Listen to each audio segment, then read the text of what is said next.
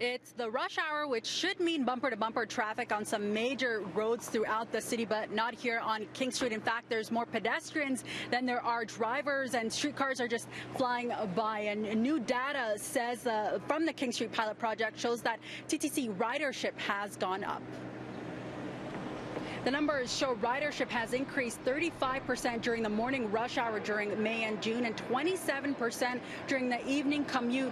There are now more than 80,000 daily riders on the 504 streetcar, and travel times have been cut by 4 to 5 minutes. The traffic restrictions prohibit vehicles from traveling straight along King through most major intersections between Bathurst and Jarvis. Businesses on that stretch were concerned about the loss of business during the pilot, but according to Mayor John Tory, that hasn't happened. We've done lots of things with reduced and free parking and various other incentives. We've had to get people back to King Street. I think there was a misunderstanding at the beginning that King Street was closed to cars and you couldn't go there anymore, and I think people have now realized you can, and that you can take the streetcar there more reliably as well. But the bottom line is that what you're not seeing in these numbers is you're not seeing a dramatic reduction in business. These are measurements of business before the pilot and business during the pilot, namely right now, and you're seeing it's about the same or a little bit up. According to the city, customer spending has grown a slight 0.3% over the same months from last year. The pilot began last fall and will run until the end of this year.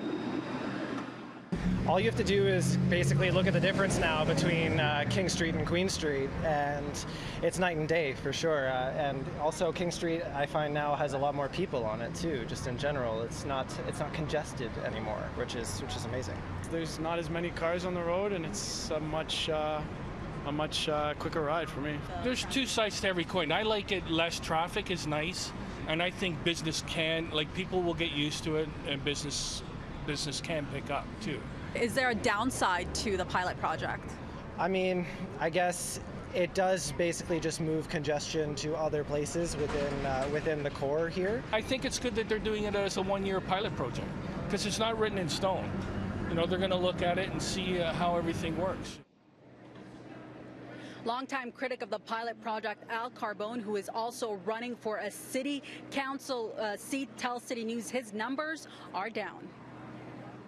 Nice rosy picture they're making for themselves, but you ask any business along King Street, along the pilot project, they'll strongly disagree with him or the city or the numbers. They haven't consulted with us. They never asked me about my numbers. I'm not up 3%. And what are your numbers? I'm down on average 30+%. Some days 50, some days 10, some days 20, but average 30.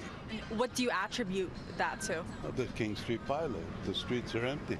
When the streets are empty, there's no people coming in, and there's no foot traffic like they're talking about. They're only passerbys or transient people. The transit people just, bye, nice seeing you, but they don't get off.